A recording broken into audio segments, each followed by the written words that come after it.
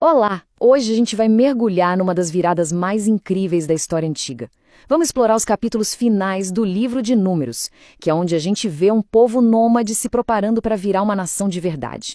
Pois é, essa pergunta é o que move toda a parte final de Números, né? É aqui que a gente vai ver o passo a passo, os momentos decisivos que transformaram essa jornada de 40 anos no deserto no nascimento de uma nação. Então, para a gente entender bem como essa transformação aconteceu, vamos passar por 5 etapas-chave. Primeiro, a reta final no deserto. Depois, a história de Balaão, uma maldição que vira bênção. Aí, o surgimento de uma nova geração. Em seguida, como eles organizaram a Terra Prometida. E, por fim, as leis que servirão de base para esse novo começo. Vamos lá? Bom, vamos começar então.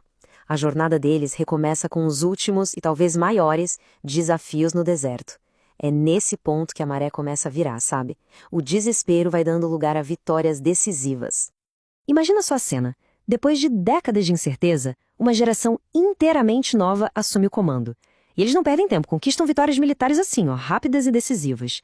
E o ponto aqui não era só ganhar batalhas, entende? Era sobre provar para si mesmos que eles eram capazes de garantir o próprio futuro na Terra Prometida.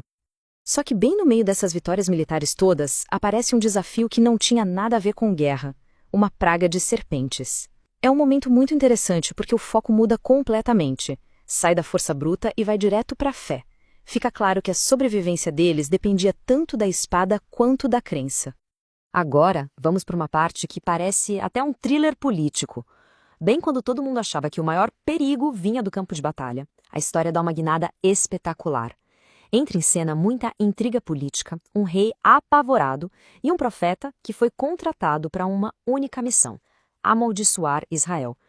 Olha só que interessante. De um lado, a gente tem o rei Balaque de Moabe, que está desesperado para parar o avanço de Israel.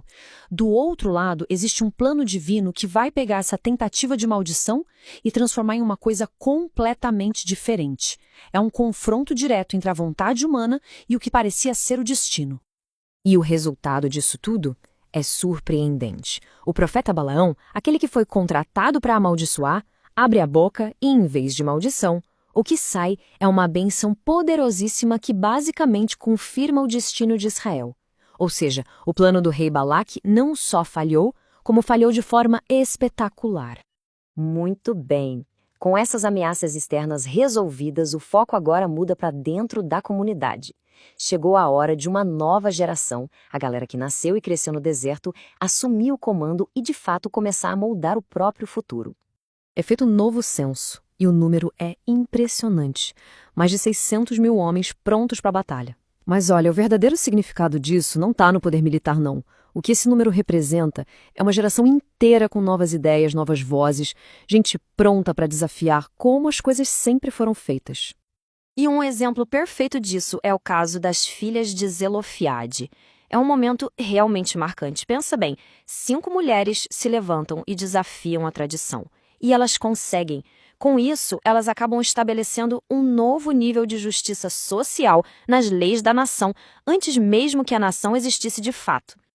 Ok, agora a Terra Prometida já não é mais um sonho distante. Tá ali, no horizonte. E nesse momento, a euforia da conquista começa a dar lugar à logística.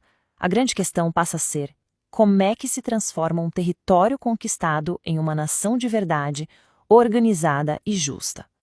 E o que a gente vê aqui não é uma simples invasão para tomar terras, de jeito nenhum.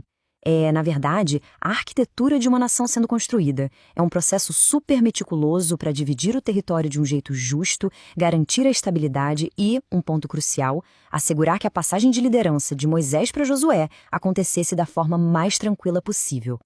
Mas, claro, só ter terra e uma nova liderança não era suficiente. Faltava a peça final: criar uma estrutura de leis que pudesse sustentar essa nova sociedade. Leis que conseguissem encontrar aquele equilíbrio perfeito entre justiça e misericórdia.